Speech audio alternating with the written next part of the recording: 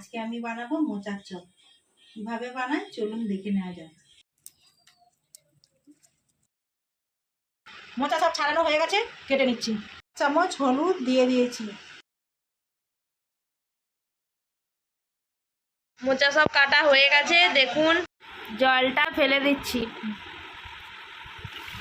আজকে আমি বানাবো মোচার চপ।